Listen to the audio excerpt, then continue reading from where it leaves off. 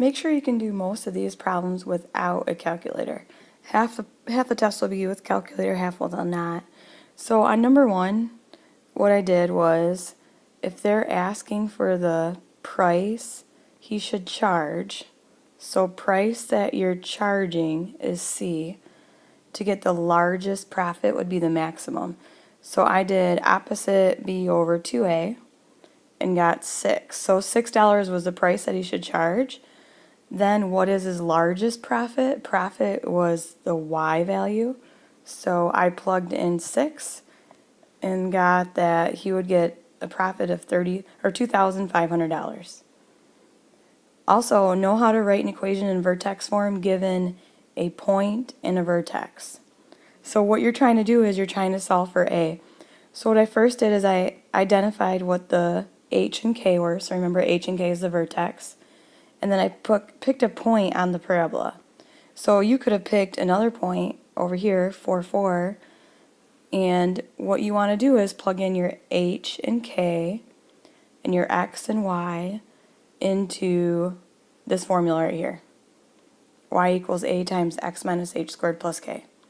So I did that, and then I solved for A. A is 2, and I knew my vertex was 3, 2. So my vertex is going to be Y equals 2 times X minus 3 squared plus 2, which this right here is the same thing. And then when you factor, always make sure that you factor greatest common factor first.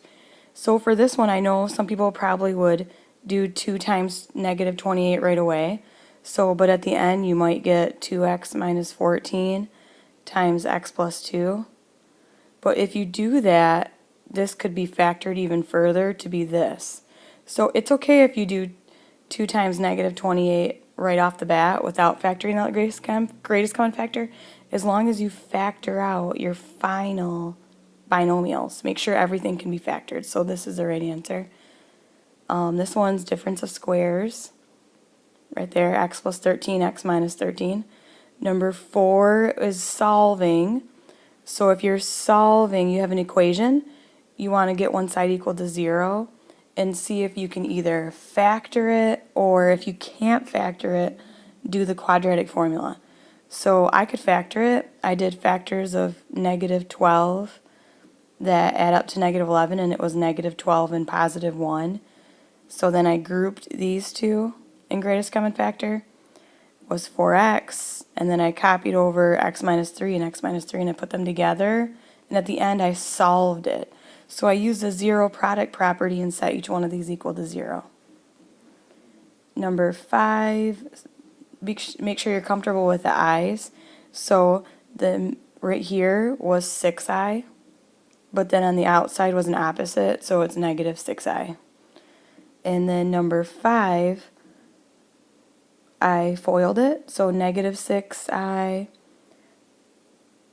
minus 4i minus 12i minus 8i squared.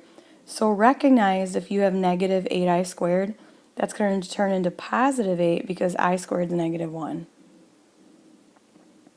And then down here, make sure you are comfortable with graphing something in vertex form. So what I did first was I found the vertex was negative 6, negative 2, and then the axis of symmetry is an equation. Make sure you know it's an equation. It's x equals negative 6 because it's the x value. The vertex, or the y-intercept, is found by plugging in 0 for x, so I got 16, and then I made a table of values to graph it. Number 7 is another solving, so we're going to have x equals something, so I got one side equal to 0. I noticed there wasn't a b term, so I subtracted 40 and I divided by 2. I got x squared equals negative 20, so I know I'm going to have an I in my answer. So I broke down the square root of 20 as 2 root 5, so it's plus or minus 2 root 5 and then an I. Number 8, you could either do the greatest common factor or factor out, or you could do the quadratic formula. It doesn't specify which one. So you get x equals 0 and negative 3. Number 9, I tried to factor it, but I couldn't. So if you can't factor it, you need to do the quadratic formula. So I did the quadratic formula here.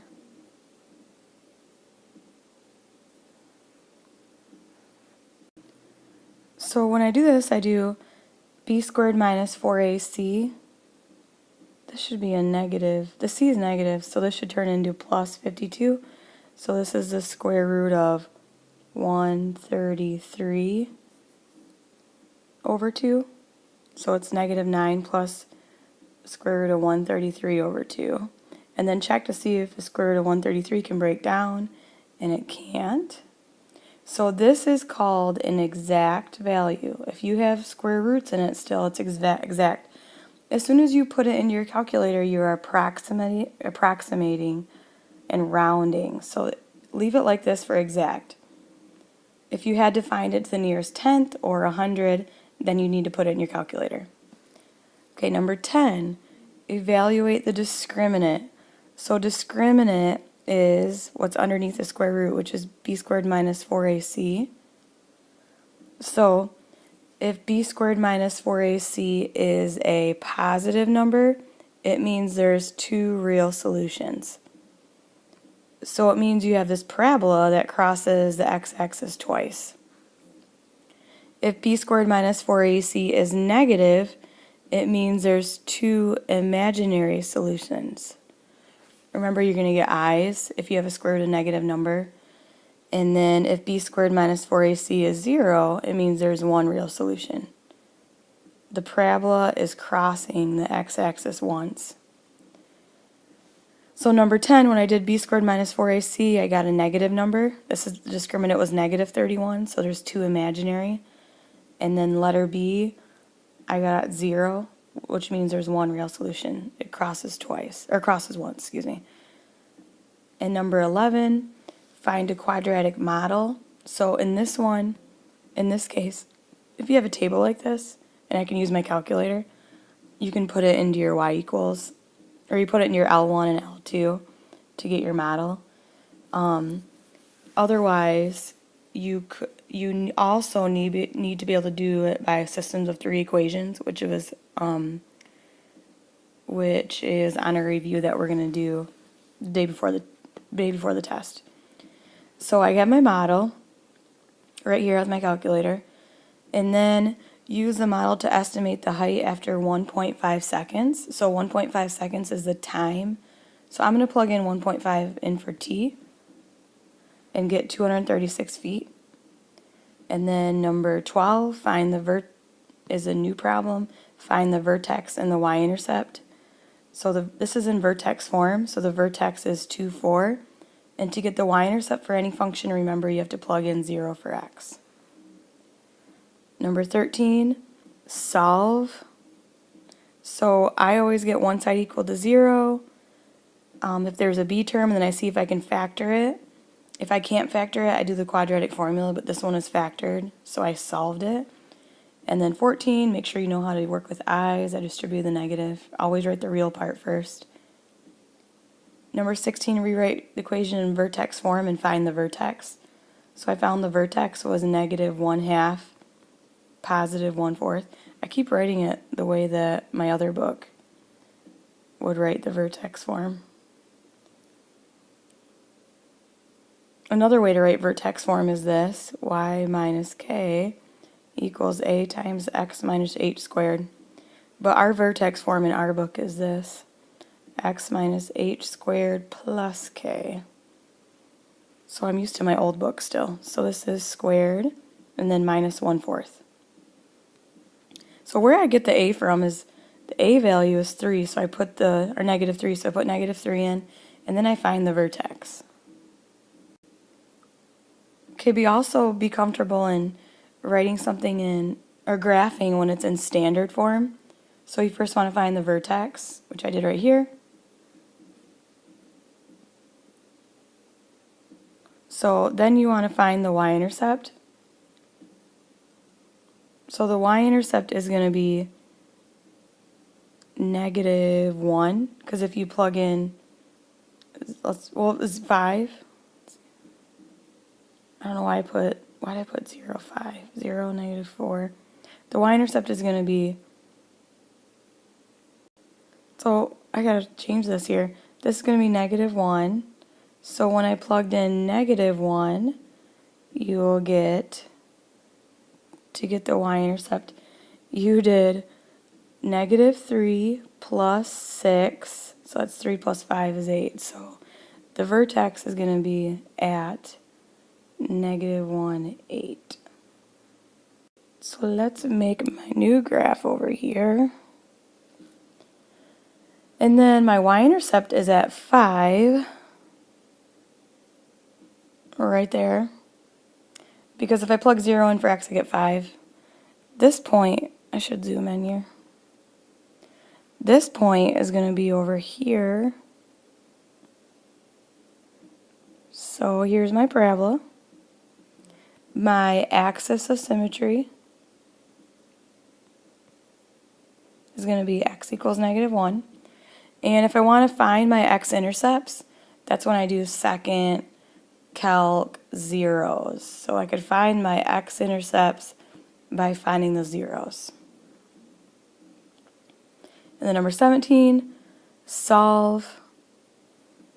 So I added 12 to each side, and don't forget the plus or minus. On the quiz, a lot of people miss plus or minus. Number 18, I got one side equal to 0. Then I tried to factor it, and I couldn't find factors of negative 8 or negative 15 to add up to 1. So then I did the quadratic formula. Opposite b plus or minus b squared minus 4 times 5 times negative 3, because that's a c, all over 10. And then this turned into 61. And I couldn't reduce this, so I left it like that. And then 18, you're factoring, so make sure that you're not solving, you're factoring it, so your answer is going to have parentheses. So I did factors of 30 that add up to 13 were 10 and 3, and I factored by grouping. And then B, I did factors of 100 that add up to negative 29 or negative 25 and negative 4. And then at the end, be able to recognize how to solve a quadratic in real context. So suppose you're tossing an apple up to a friend on a third-story balcony.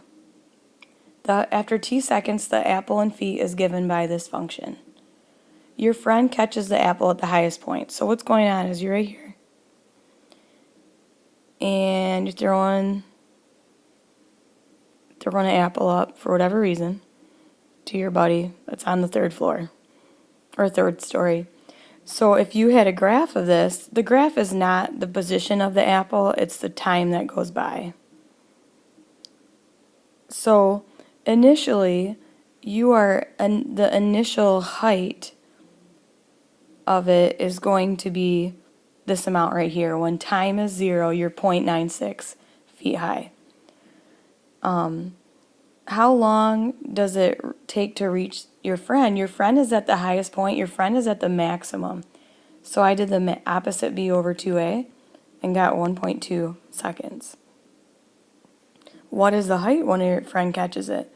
So I plugged in 1.2 for the t and got 24 feet.